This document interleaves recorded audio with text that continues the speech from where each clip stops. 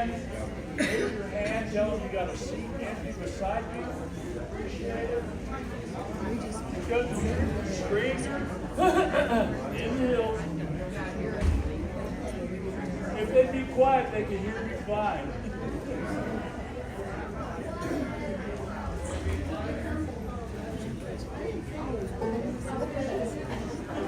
Thank you. Good afternoon. Everybody doing okay? Yes? Oh, good. Good afternoon. Everybody good? Bart just made a couple of announcements that none of you heard. He said if you have a seat beside you, raise your hand so that others that are coming in, there's one or two back there in the back. He also asked you to silence your cell phones, I think. Is that what you said? Feel free to take pictures if you want. That won't do you any good. I'm not sure what you would use them for, but we're glad that you're here. We're going to do a little music and storytelling for you. We're honored to be part of Wilderness Wildlife. We're very actually humbled. I would be standing if it weren't for a broken bone in my leg, so I'm on a scooter, so just forgive me for not being able to stand up. I'd much rather do that. I breathe a lot easier at the size I am when I'm standing, so got a little extra padding around the wind. So, but anyway, we're glad that you guys are here, and we're going to have a good time together for the next hour. So, we good to start? Okay.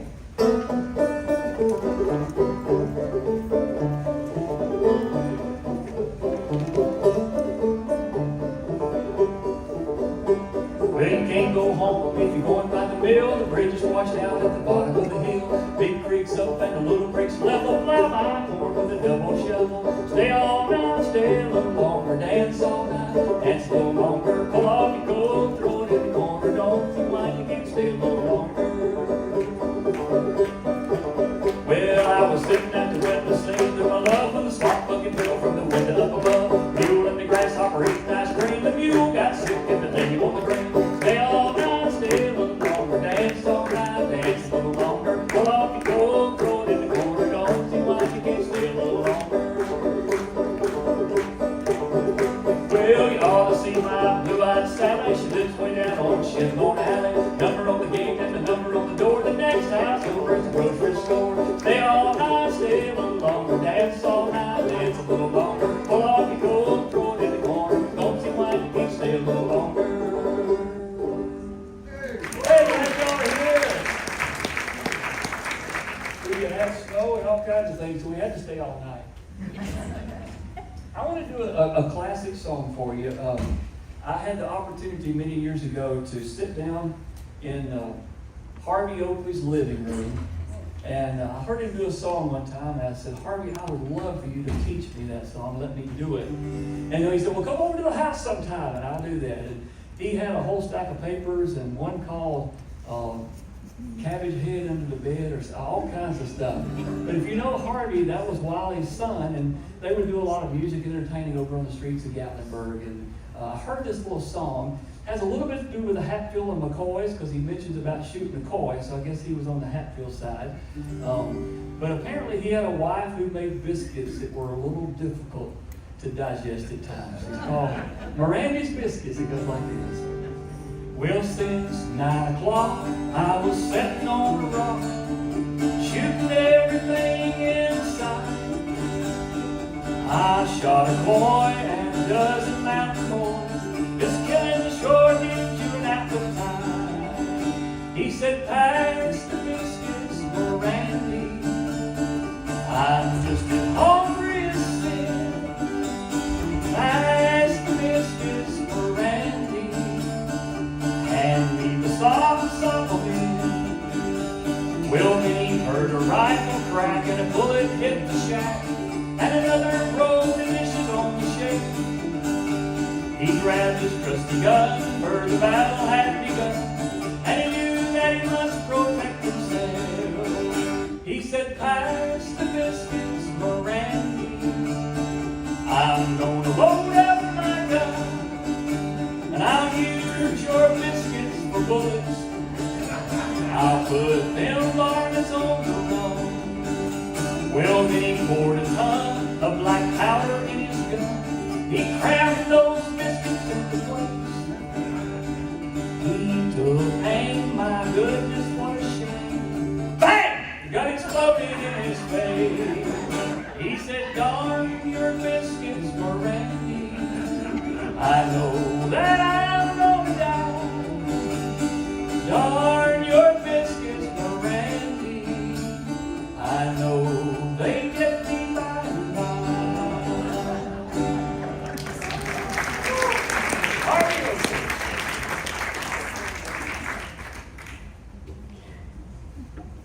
See, I don't worry about that. I just don't cook. Or bake. We just go out to eat. Because I don't want to give him any ammunition. In more ways than one. Okay, well, it's good to have all of you here. And this very, very first story that I'm going to share, is this too loud or ringing?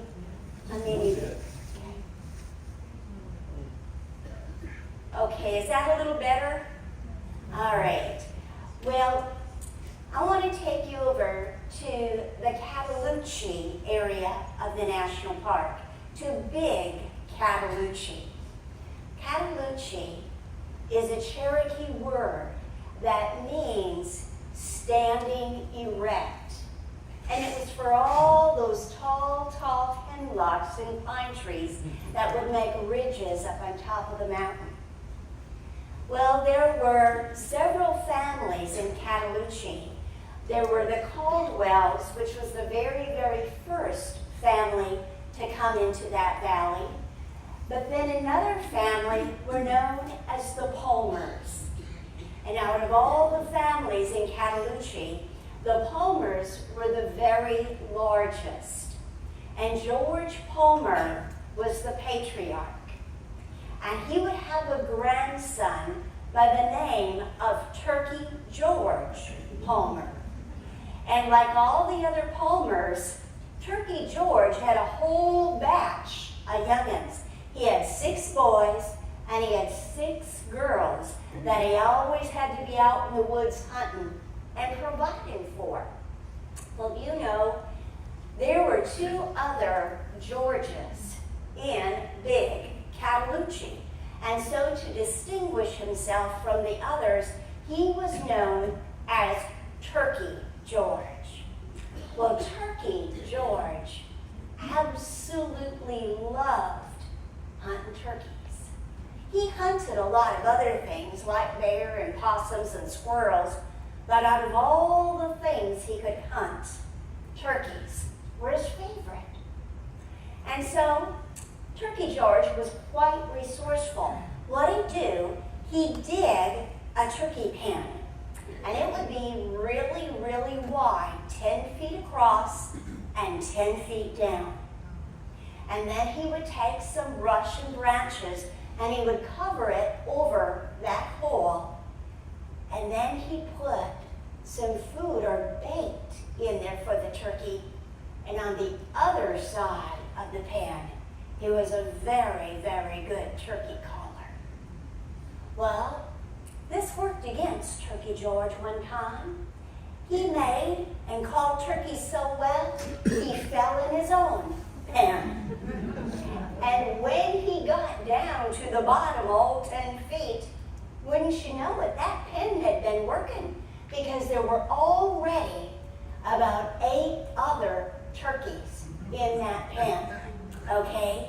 And so when he was the only one there that wasn't a turkey, they didn't know he was Turkey George.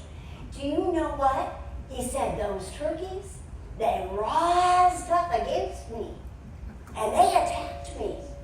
And I actually, let me turn this down just a little more. And I had to fight them off.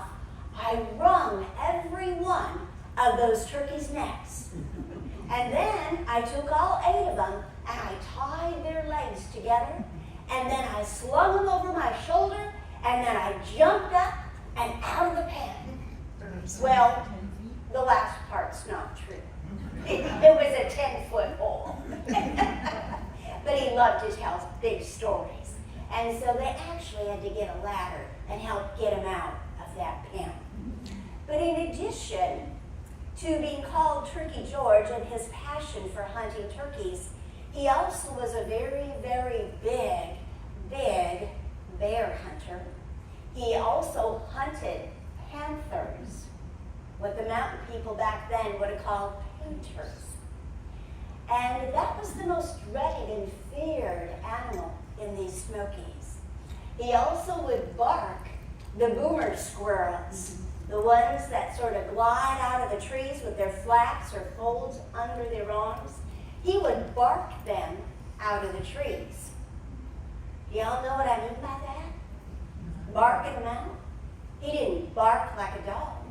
He had his hunting rifle with him, and you would shoot as close as you can the bark right underneath the squirrel, and it would stun them so much they dropped to the ground. And so he would bark the squirrels out of the trees and hunt ginseng. And in his lifetime, Turkey George was known to have trapped 105 bears. And his favorite trap, he decided to nickname it. He called it Old Grizzly. Just that one trap alone weighed 80 pounds. Well, he also had a horse by the name of Sank. And you might think, well, when he would ride it, did he sort of sink down on into the saddle, and that's why the horse was Sank? No, because he never sank on Sank. In all the years that he owned this horse, he never once rode him. He would walk alongside him.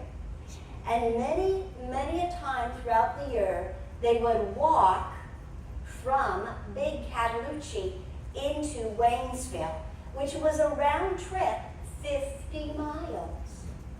And the whole time, he walked along his horse. And he might put a package or two on his horse, but he himself would never, ever mount Sank. He just walked alongside.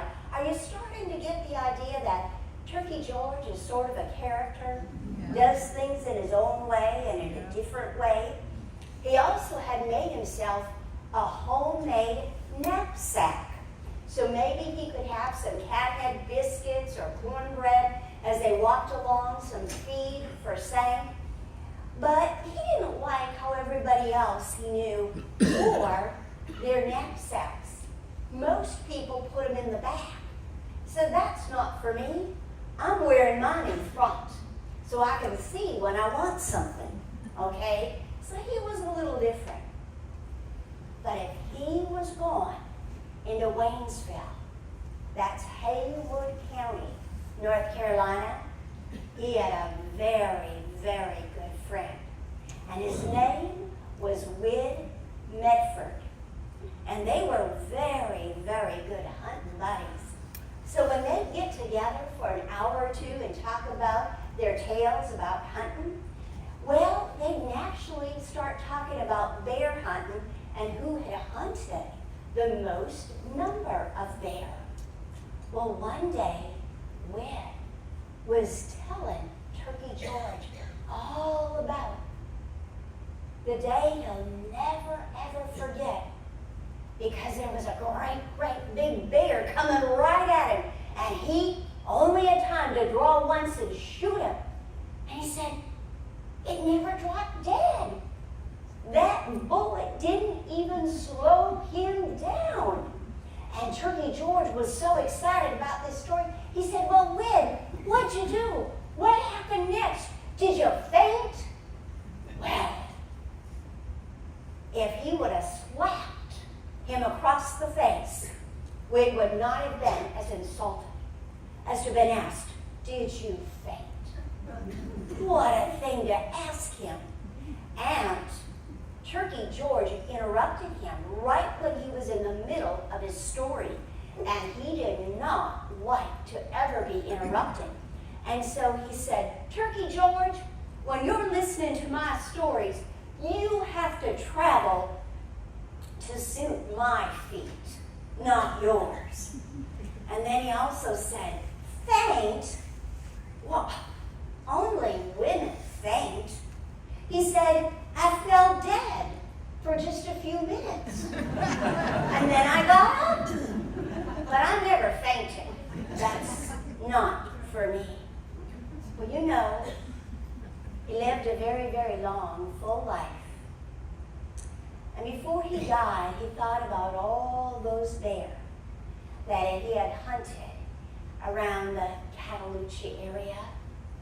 So before he passed on, he told his young'uns, he says, I just have one request.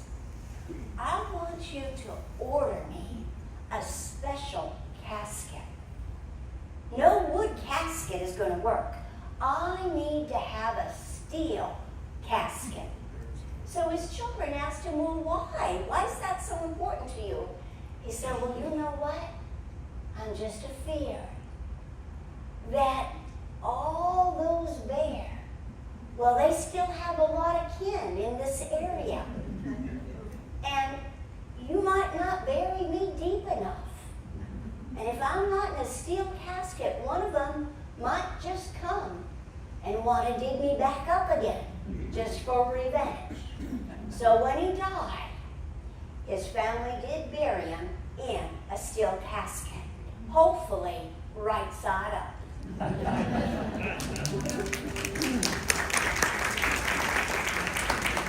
I'm on the mountain, tell me what you see. Bear tracks, looking back at me. You better get your rifle before it's too late. That bear's got a little big and he's heading for the gate. He's big around the middle and broad across the rump, running 90 miles an hour, taking 30 feet of jump.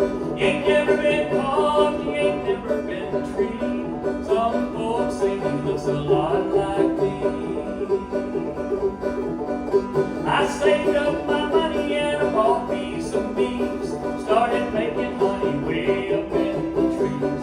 Cut down the trees, but the honey's all gone. Old Slewfoot's done gone and made himself at home. He's big around the middle and broad across the rump, running 90 miles an hour, taking 30 feet of jump. He ain't never been caught, he ain't never been treed. Some folks say he looks a lot like me. Well, winter's coming on and it's 40 below. We're chasing him in the gully, where can he go? I'll chase him in the gully and I'll run him in the well. I'll shoot him in the bottom just to hear him yell. He's big around the middle and broad across the rump, running 90 miles an hour, taking 30 feet of jump. He ain't never been caught, he ain't never been treed. Some folks say he looks a lot like me. Some folks say he looks a lot like me.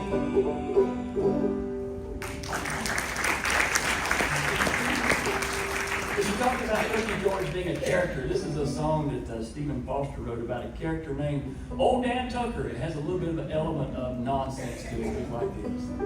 Well, old Dan Tucker was a fine old man. He washed his face in the frying pan, combed his hair with a wagon wheel, died with a toothache in his heel. Get out of the way, old Dan Tucker, you're too late to get your supper. Supper's over and dinner's cooking. Old Dan Tucker just standing there looking. Well, old Dan Tucker come to town, riding the billy goat, leading the hound. Hound dog barked and the billy goat jumped, rode old Dan by straddle of a stump. Get out of the way, old Dan Tucker, you're too late to get your supper. Supper's over and dinner's cooking. Old Dan Tucker just standing there looking.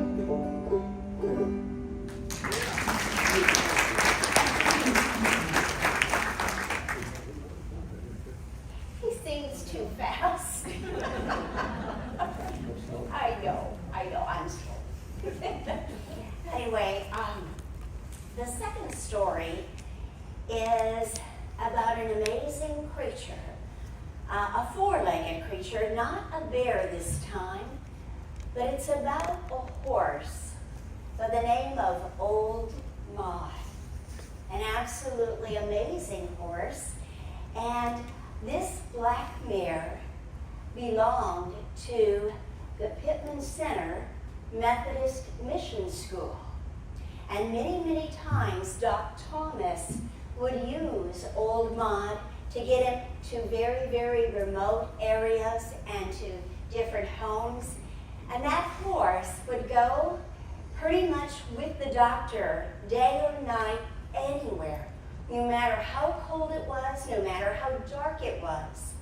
And do you know that Doc Thomas said that there were many, many a night that when we were coming back to my home at the mission center, we could not see at all. And so old Maud simply followed the sound of the creek. But that horse, in all the time, in situations that he had him, there had never been one time that he had not brought him back home safely. You see, Doc Thomas, he would go day or night.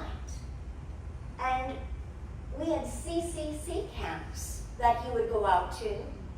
And during the creation of the national park, if you were a conscientious objector and you did not want to go to war, did you know you could come here and work on a park project? And so when many other doctors refused to go out to the conscientious objectors camp, Doc Thomas would go. And he worked very hard, but since he was a Methodist circuit riding preacher, he also serviced 6 churches in the area. And again, old Maud, that faithful black mare, would take him many times when he could not use Angel Jeep.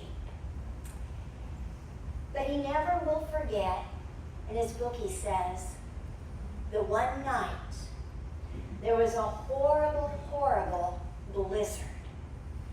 And he and old Maud had gone up to Mai's branch to make a call. And by the time he was done doctoring and his patient in his home was at rest, it was now after 10 o'clock at night. And as soon as he got outside that cabin, he saw that a horrible, horrible storm had hit the area. There was blinding snow. There was a raging wind. He thought, I don't know even what way to go, what way to start out, how to give Maud any directions. We want to go home. So they went for a mile or two in that blinding blizzard in the dark. Soon it was 11 o'clock at night. And he thought, there is no way that I'm going to survive this night, not in this blinding snow and cold, unless I'm able to find a cabin. And who's ever living in that cabin will still happen to have a lantern or an oil lamp on. So they continued another mile, searching for some hope, for some light. And you know, then he started calling out. He thought, well, who will be up and who will hear me? But I don't know what else to do. And so he yelled out as loud as he could, help, help. I'm Doc Thomas, and I'm lost. Please, please, can anyone hear me? If you can, call out to me, help me. He found that all he was doing in all the yelling was just making himself much, much more tired and more weak. He was absolutely desperate.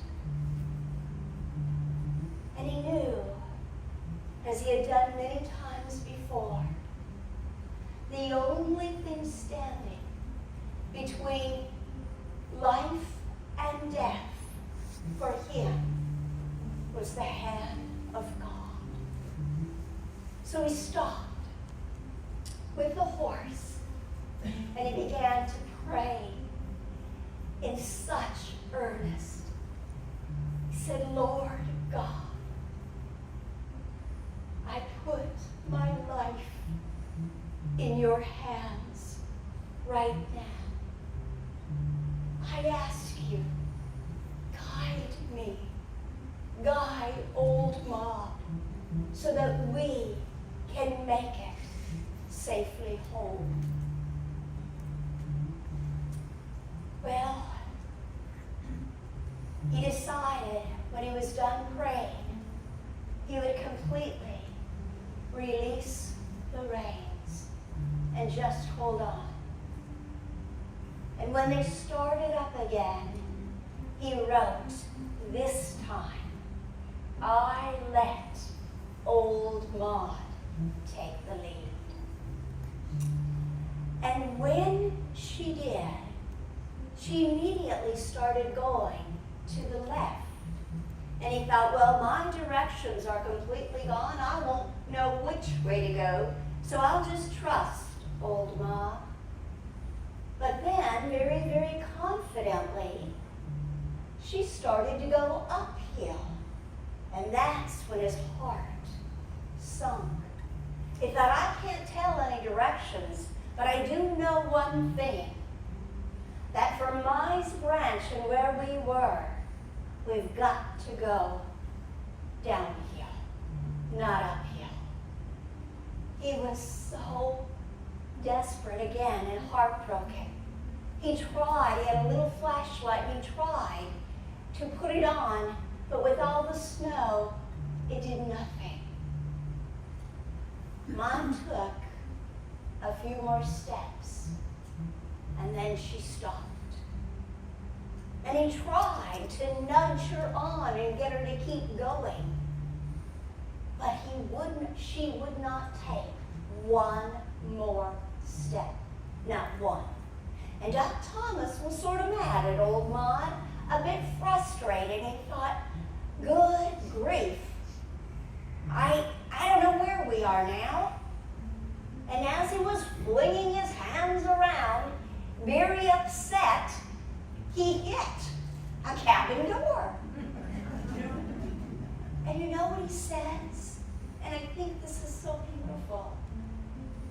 He said, I couldn't see the cabin, but I could touch the cabin. Isn't that just like the Lord as he guides us? You know what old Maud had done? Well, it's interesting. She had taken him home all right, not to his home. You see, when he reached out, and he was just a hand away from a cabin, he started pounding on the door and knocking real, real hard because there was no light and he didn't know if anyone was inside. So he wildly knocked and yelled. He said, help me, help me. It's Doc Thomas and I'm lost. So he waited a few minutes and he heard a sound. He heard some stirring. And he said, who's there? And he said, it's Doc Thomas. I'm lost in this storm. Can you please, please help me? So he saw all of a sudden a light turn on. And it was George Bohannon's cabin. And he came to the door and he opened up the door and he said, come on in and spend the night. And Doc Thomas said, those were the best words I'd ever heard. Come on in, spend the night. And Mr. Bohannon gave him some coffee and cornbread. He got old Maud safely into his barn. And he said, I want to tell you something, Doc Thomas, that you probably never ever knew when you got to Pittman Center from New York. Old Maud was my horse.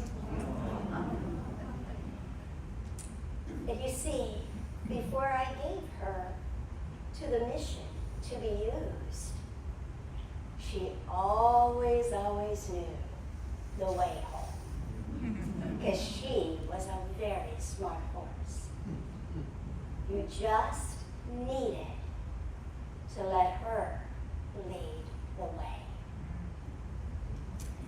Doc Thomas said that was a good lesson for me. And I never forgot it. And it showed me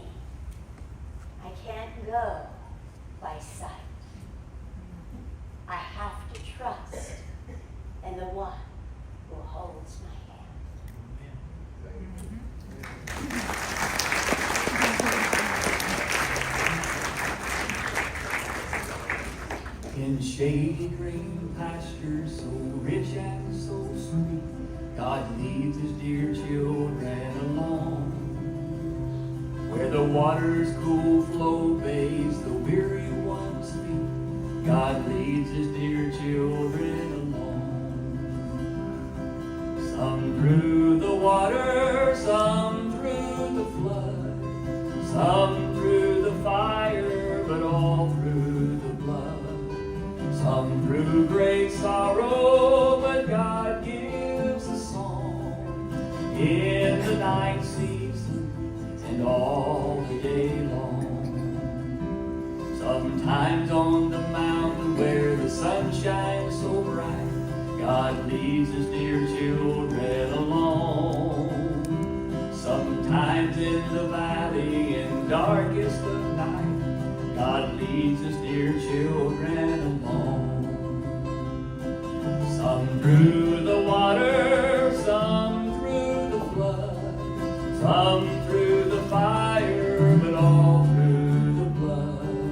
Some through great sorrow, but God gives a song in the night season and all the day long.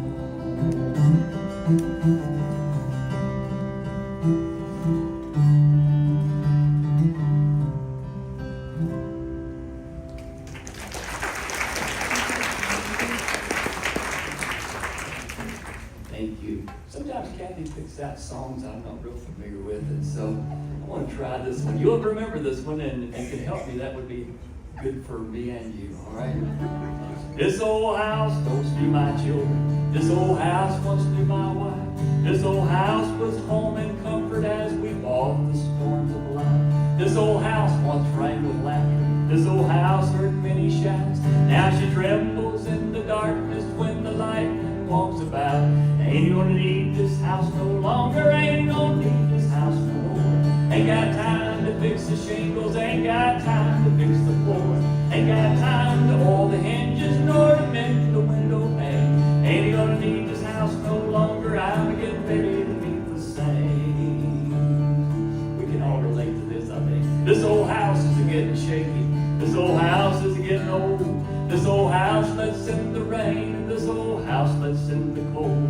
Oh, my knees are getting chilly, but I feel no fear of pain, 'cause I see an angel peeking through the broken window pane. Ain't gonna need this house no longer, ain't gonna need this house no more. Ain't got time to fix the shingles, ain't got time to fix the floor. Ain't got time to oil the hinges, nor to mend the window pane. Ain't gonna need this house no longer, I'm getting ready to meet the saints. Now this old house is afraid of thunder. This old house is afraid of storm. This old house just groans and trembles when the night wind flings its arms. This old house is getting feeble. This old house is needing pain. Just like me, it's tuckered out. I'm getting ready to meet the saints. Ain't gonna need this house no longer. Ain't gonna need this house no more. Ain't got time to fix the shingles. Ain't got time to fix the floor. Ain't got time to oil the hinges nor to mend the window pane. Ain't gonna need this house no longer. I'm getting ready to meet the saints. Ain't gonna need this house no longer. I'm getting ready to meet the saints.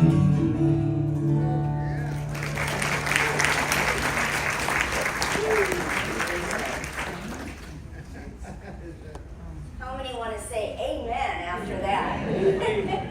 Yeah. Okay. This next story is about our national park and a little bit of the history of how it came to be a national park. Some of you may be very familiar with this, but just listen along if you don't mind. But in case you're not, it's such a good story that I wanted to share it. In 1923, there was a very well-known couple from Knoxville. It was Willis P. and Ann Davis. They had just finished making a whirlwind trip out west.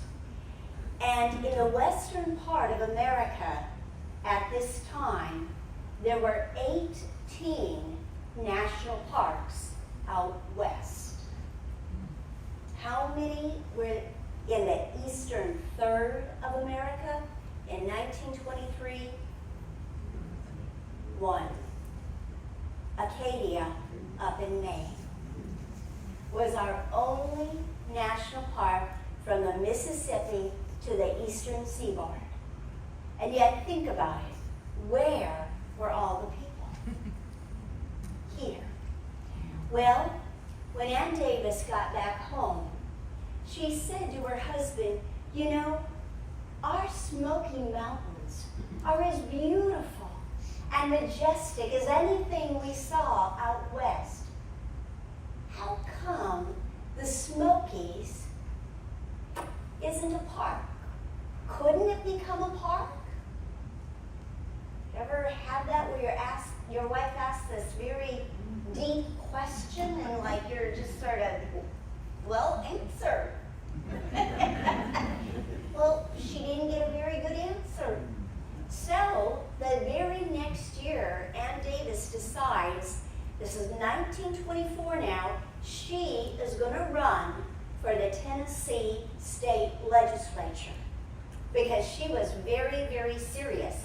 And if the men didn't get this done, she was going to get it done. And in 1925, she introduced legislation that would provide funds to start buying up land for a future national park. Well, the Department of the Interior had told us they are considering a new park in the southeast part of America. And you know what? The Great Smokies was not even considered or on their itinerary. And so what happened, there's so many places clamoring to be the next national park that the Department of the Interior forms a 5-member Park Commission Board. And they are to travel all throughout the southeast and find the best spot for a new national park. And as I said, they weren't even planning on stopping at the Smokies. And on their way to Asheville and through, Grandfather Mountain and those places, do you know what? They were intercepted by people like Colonel Chapman and John Thompson, Carlos Campbell, and the Davises. And they convinced 2 of the committee, you've got to take some time and you've got to come to the Smokies. And they did. So when the final commissioner's report was done, this is what they wrote up. We inspected the mountains of North Georgia. We then traveled on to the southern highlands of North Carolina. From there, it was on to mighty Mount Mitchell. And after that, we went over to lofty Grandfather Mountain. And then we answered the call of the poet, and we went up to Roan Mountain. And from Roan Mountain, it was up to Shenandoah and the beautiful Blue Ridge Mountains of Virginia. And from there, we would tunnel over through Daniel Boone's Cumberland Gap in Kentucky, and then we went down, way down, to descend to the deepest, darkest depths of Mammoth Cave. And from Mammoth Cave, it was back down to North Alabama, then up to Southwest Virginia, and one more time over to East Kentucky. Then we went from Blowing Rock to Linville Gorge and everything in between. But oh, when we saw the big tops of the Smokies, we knew that this would become the next national park in our country. And the commission gave 4 reasons that the Smokies, our beautiful Smokies, was selected. They said the height of her mountains, the depths of her valleys, And it was actually the ruggedness of the land and the unequaled variety of plants and trees. And they were very, very right. Did you know when you are in the Smokies, we are the peak of the entire 2,100-mile chain. It starts in Canada as the Chickasaw. And then it goes all the way down to Alabama and Georgia. But in the Smokies, we are the peak of high tops because we have 16 peaks between 6,000 and 6,600 feet. We also have the highest variety of trees of any single place in America and Northern Europe combined, and over 5,000 varieties of plants. The only place north of the equator that has more plants than the Smokies is China. Yet, with all of that, why would they call it the Great Smoky Mountains? It could have been just the Smokies. But I would say today, it's great because of its people. 1,200 families sacrificed. They gave their home, they gave their land, they gave their way of life so that you and I can enjoy this park for free. This was a gift of the people to the people. And that is what makes this the Great Smoky Mountains.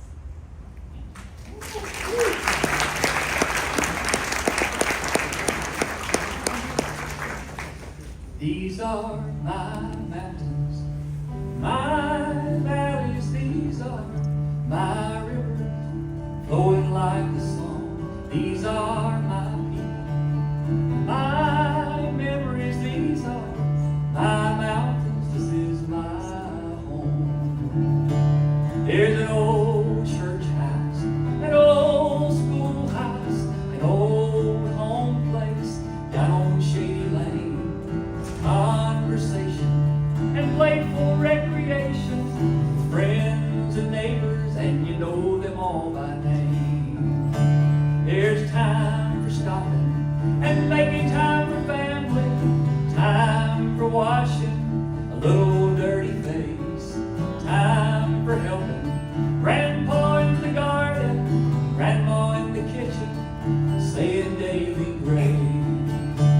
My home is a place the heaven shines so brightly on. My home is a place where the mountain streams roll on. My home is a place of laughter, love, and song. These are my mountains, this is my home. These are my mountains, my valleys, these are my rivers, flowing like a song. These are my people, my memories, these are my mountains, this is my home.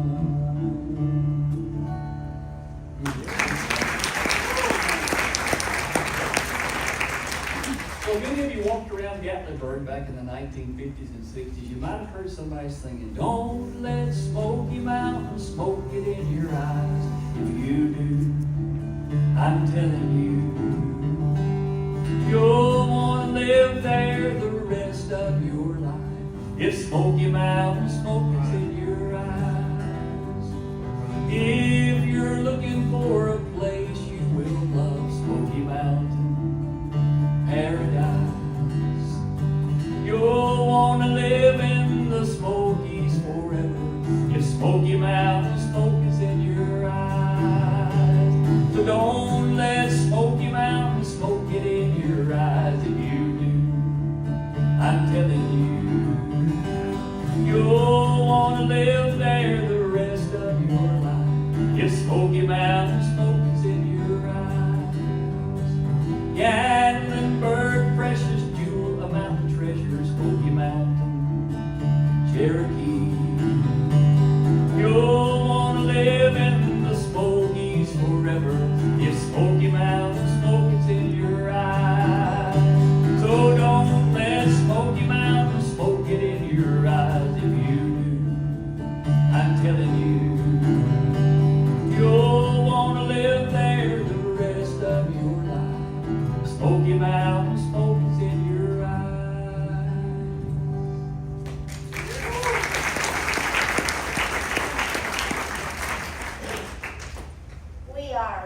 really blessed to be able to live here.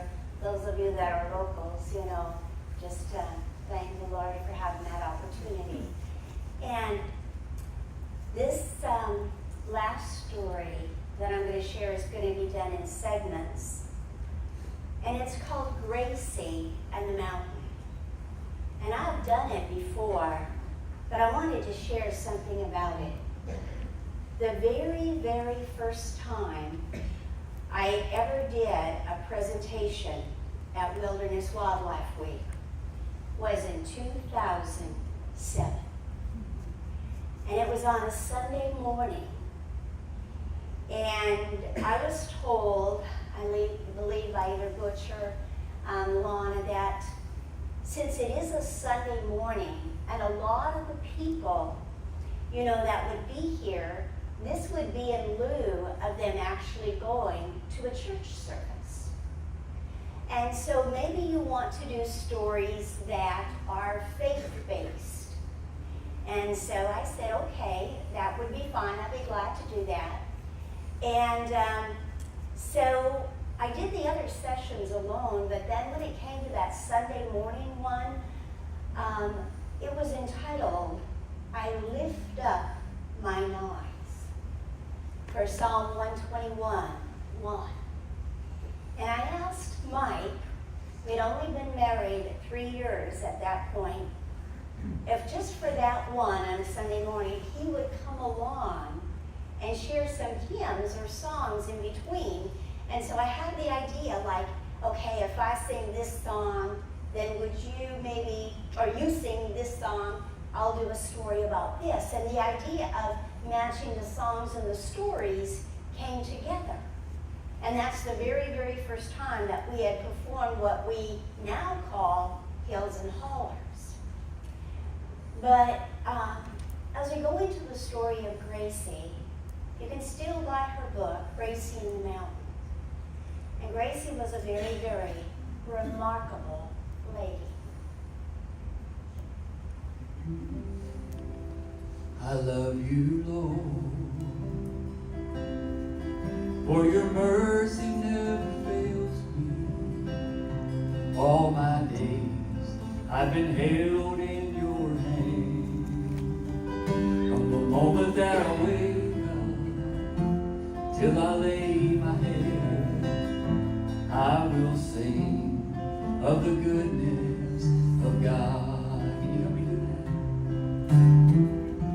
that? All my life you have been faithful.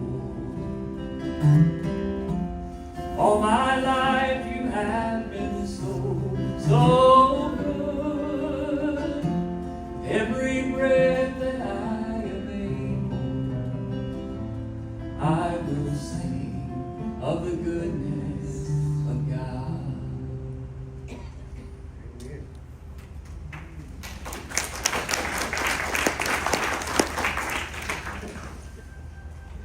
Well, Gracie was born in Kansas, and she was a nurse. And she decided to go exploring. She went to Sitka, Alaska in 1945, where she would be employed as a nurse at an old pioneer home. A pioneer home, they still have them in Alaska. And in 2016, I believe it was, Mike and I went up to Sitka, and we actually went, that was part of my goal, to go to the pioneer home where Gracie was a nurse many, many years ago, and see if I could find out anything about her. Well, she was at this pioneer home. It was for prospectors. They were older, and they were in the process, many of them, of dying. And after serving as a nurse for 9 years and living in the isolated area of Sitka, and the cold, the many long dark hours, and death being a daily companion,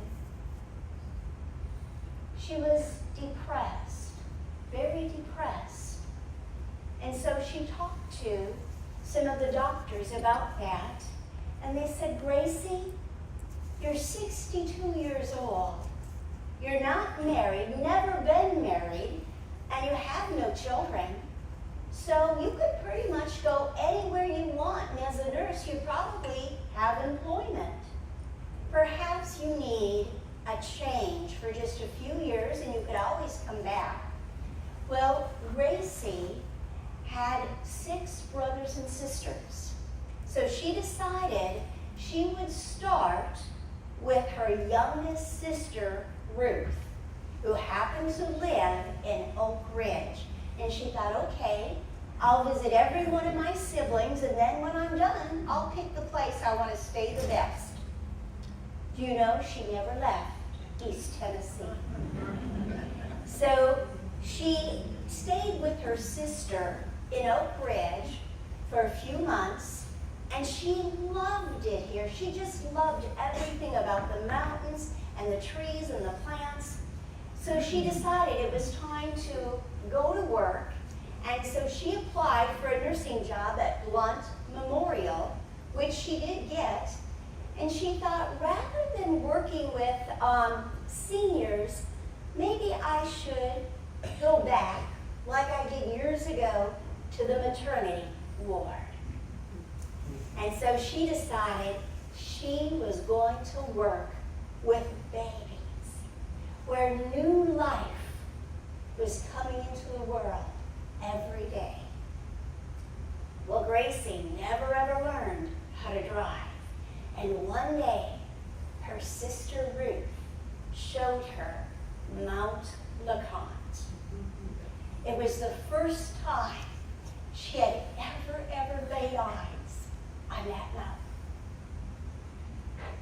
That mountain spoke to Gracie. And do you know, she said, when I looked up at those peaks, there was an energy in my soul. There was a hope and a life and a light that I had not seen for years. And I turned to my sister Ruth and I said, do you think that someday it's possible that I could ever climb that mountain? You see, light, hope, life was coming back to Gracie. I wandered so aimless, life filled with sin. I wouldn't let my dear Savior in. Then Jesus came like a stranger in the night. Praise the Lord, I saw the light. I saw the light, I saw the light. No more in darkness, no more in night. Now I'm so happy, no sorrow inside. Praise the Lord, I saw the light. Will you help me do the chorus? I saw the light, I saw the light. No more in darkness, no more in night. Now I'm so happy, no sorrow inside. Praise the Lord, I saw the light.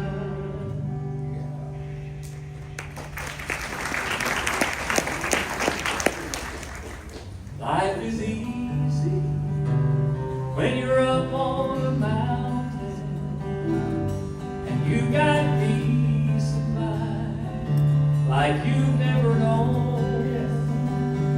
But it's when things change and you're down in a valley.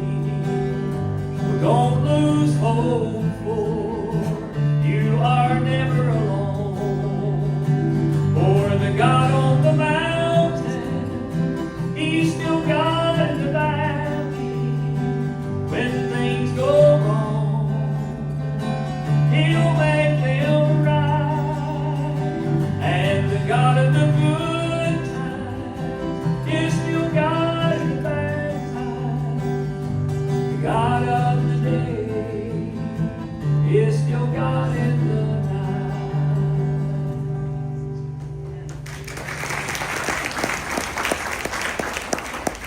Well, Miss Gracie, to be a lot closer to Blunt Memorial Hospital where she worked, decided she'd leave her sister in Oak Ridge and get herself a little trailer in Maryville.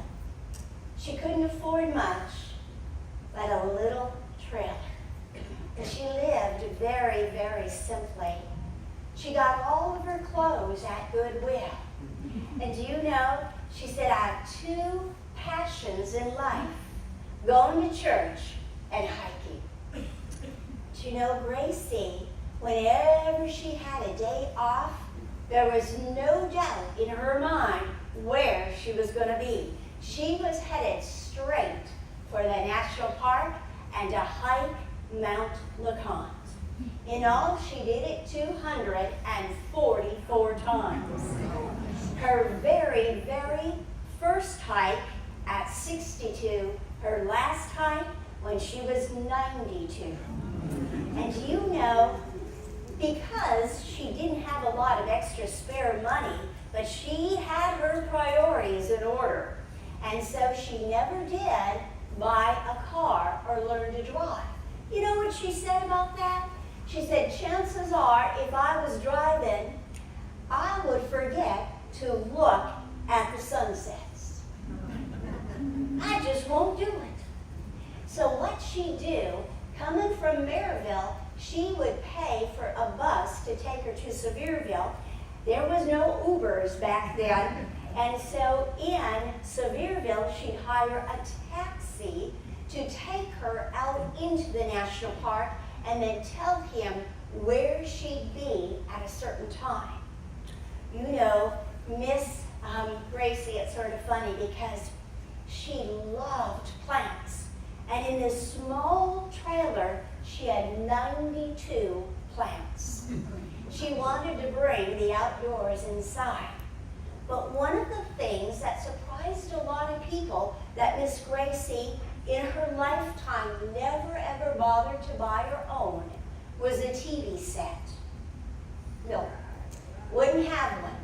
And when a friend asked her, Gracie, why don't you have a TV? Why don't you watch TV? Then she said, watch TV? I have watched too many people grow old watching TV, and I won't have it. She said, not only that, if you watch TV, there will be an endless array of all these things they're going to tell you you need, and you don't need any of them. So she was a pretty smart lady. She had things figured out. But you know what? She became a member of several hiking clubs. And in her later years, her late 80s, she thought about it. Perhaps I should sometimes hike the trail alone. She said, you know, when I'm out there with the whole group of hikers, we constantly talk the whole time. And I think there might be some things I'm missing by hiking in a group. You know, if there was a flower or a plant, Miss Gracie didn't know the name of it, you know what she'd do? She'd contact UT, and she would have them work on it for her because she wanted to know. And you know that she got so used to being on the trails that the birds, when she'd stop at Gracie's pulpit up on the way up from Alum Cave to Mount LeConte, she would get to a certain overlook and she'd stop. And the little chickadees landed at the base of her neck. And they would look in her big glasses so they could see their reflection. That's how well known Gracie was on the trail. But you know, she'd get to a spot, Gracie's pulpit. They've now named it in her honor. And she would say Psalm 121:1. But she also said something else that she wrote in her diary. She said, when I'm up on the trail to Mount LeConte, that is where the peace that passes all understanding hits me. The peace of God comes over me. Nowhere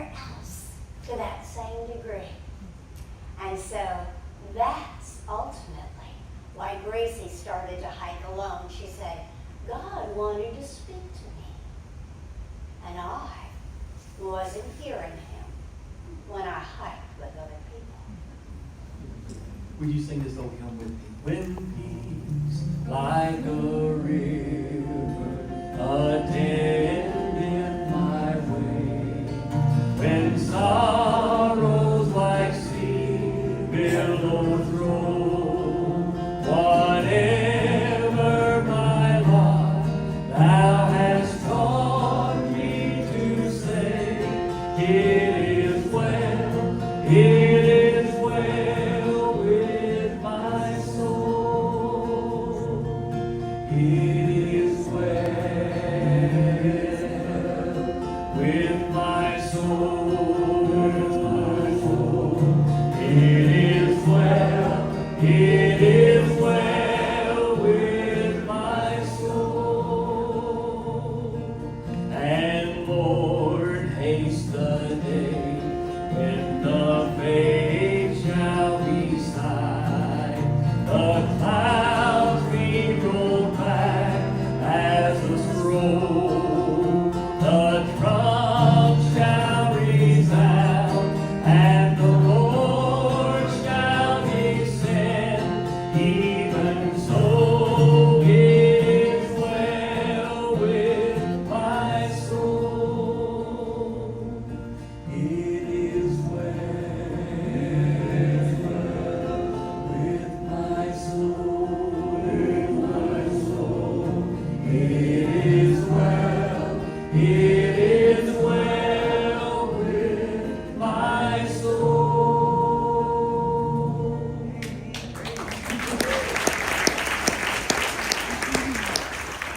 That's funny because I forgot I can't sing. And my mic was still on. It's just in the spirit.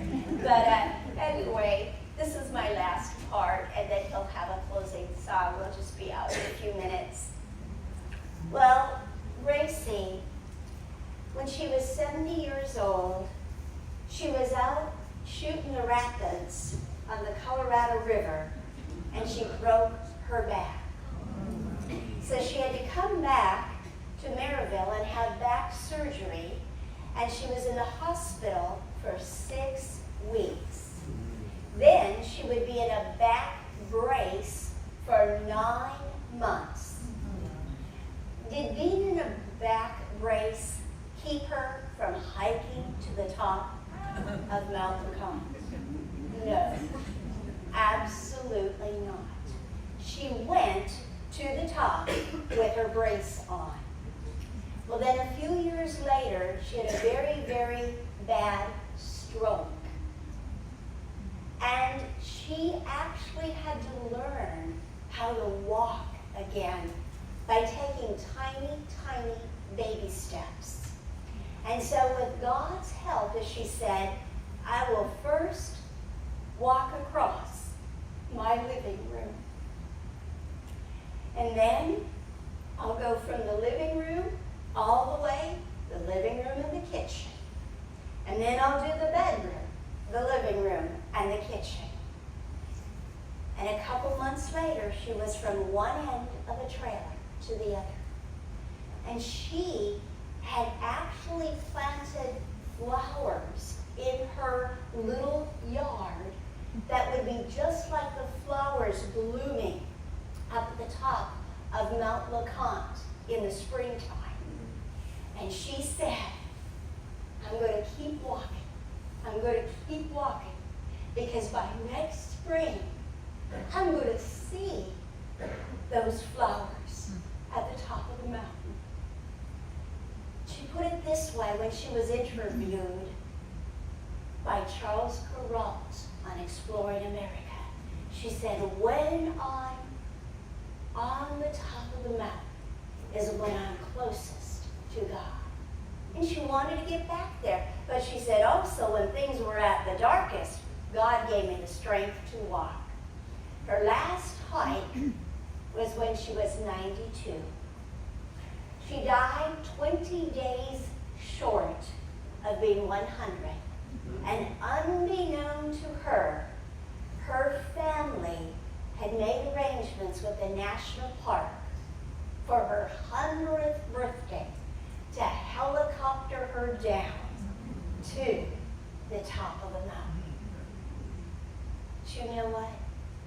As much as Gracie loved the Lord, he had a plan for her 100th birthday. And it was to take her up higher, even than Mount Lacan.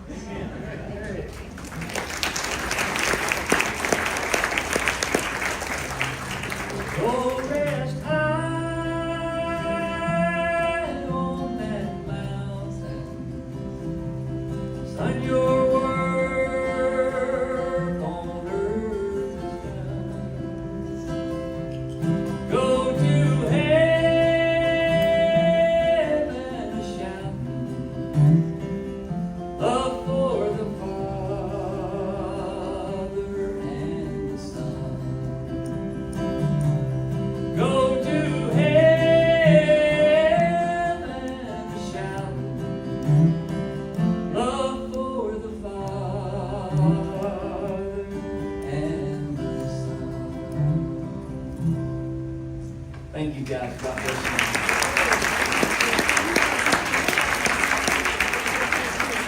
That was great. Thank you so much for watching, everyone. We love you. And Jesus loves you more. God bless you. Thank you for coming, and God bless you.